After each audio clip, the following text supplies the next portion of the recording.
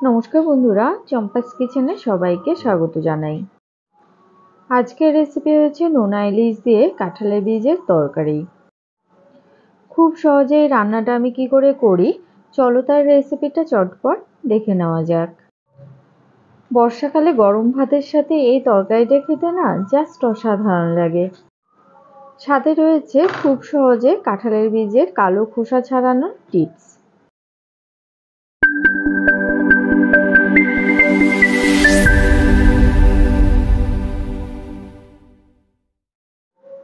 তো সবার প্রথমে গ্যাস জ্বালিয়ে একটা কড়াই গরমে বসাচ্ছি। গরম কড়াইতে দিচ্ছি 1 টেবিল স্পুন সর্ষের তেল। খুবই কম তেল মশলা ইউজ করে ঘরোয়া রান্না করার চেষ্টা করি। গরম তেলে দিচ্ছি 5-6টা থেতো করা রসুন আর একটা পেঁয়াজ কুচনো, 3-4টে কাঁচা লঙ্কা দিলাম আর দিয়ে দিয়েছি ছোট ছোট করে কেটে রাখা নোনা ইলিশের টুকরো। এবারে সমস্ত কিছুকে মিডিয়াম আঁচে মোটামুটি 2 থেকে 3 মিনিটের মতো ভেজে নেব।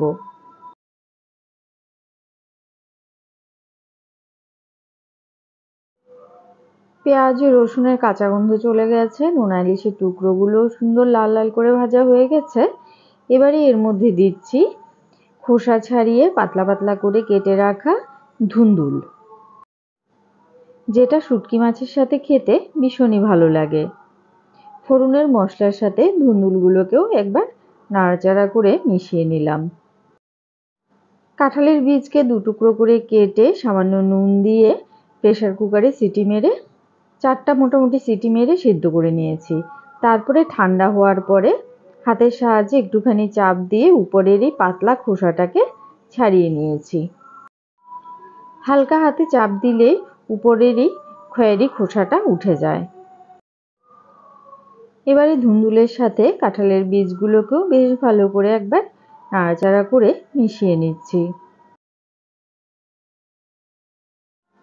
এবারে এর মধ্যে দিয়ে দিচ্ছি 1 টিস্পুন নুন, দেব 1/2 টিস্পুন হলুদ গুঁড়ো আর 1/2 টিস্পুন লাল লঙ্কা গুঁড়ো দিচ্ছি।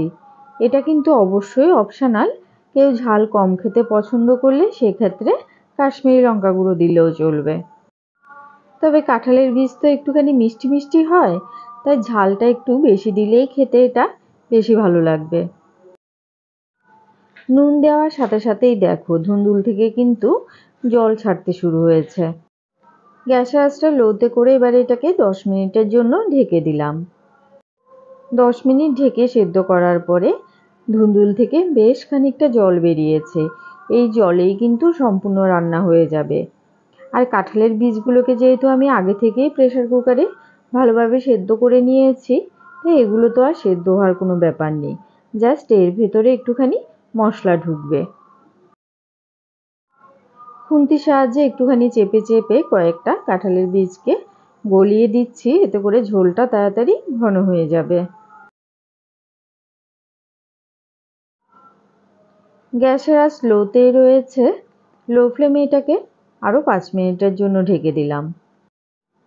আমাদের চ্যানেল চম্পাস কিচেনের রেসিপিগুলো যদি তোমাদের ভালো লাগে তাহলে অবশ্যই চ্যানেলটাকে সাবস্ক্রাইব করে নেবে এবং পাশে থাকা বেল আইকনটাকে প্রেস করে দেবে। এতে করে যখনই আমি নতুন ভিডিও আপলোড করব সাথে সাথে এর নোটিফিকেশান তোমাদের কাছে পৌঁছে যাবে। এর মধ্যেই দেখো কাঁঠালের বীজ আর ধুন্দুল কিন্তু খুব সুন্দর সেদ্ধ হয়ে গেছে। এবারে গ্যাসের আঁচটাকে জাস্ট একটুখানি হাইতে করে দিয়ে ধুন্দুল থেকে যে জলটা বেরিয়েছে সেটাকে আরেকটু শুকিয়ে নেব। তো বন্ধুরা, সহজ সরল ঘরোয়া পদ্ধতিতে তৈরি করা কাঁঠালের বীজ দিয়ে নোনা ইলিশের এই তরকারির রেসিপিটা কেমন লাগলো অবশ্যই কমেন্ট করে জানাবে। ভালো লাগলে লাইক করবে আর তোমার বন্ধুদের সাথে ভিডিওটাকে শেয়ার করতে কিন্তু একদম ভুলবে না। কাঁঠালের বীজের ভর্তা, ডাল আর এছাড়াও নিরামিষ তরকারিতে দিয়ে তো আমরা প্রায়শই খেয়ে থাকি। এইভাবে যারা শুটকি মাছ খাও রান্না করে দেখবে, আশা করি খেতে ভীষণ ভালো লাগবে। ঝোলটা বেশ ঘন হয়ে গেছে, এই সময় গ্যাসের আঁচটা অফ করে দিলাম। এটা ঠান্ডা হলে আরো অনেকটা জমে যাবে। এতক্ষণ আমার পাশে থেকে ভিডিওটা দেখার জন্য অনেক অনেক ধন্যবাদ। ভালো থাকবে, সুস্থ থাকবে। পরের ভিডিওতে আবার দেখা হবে। বাই।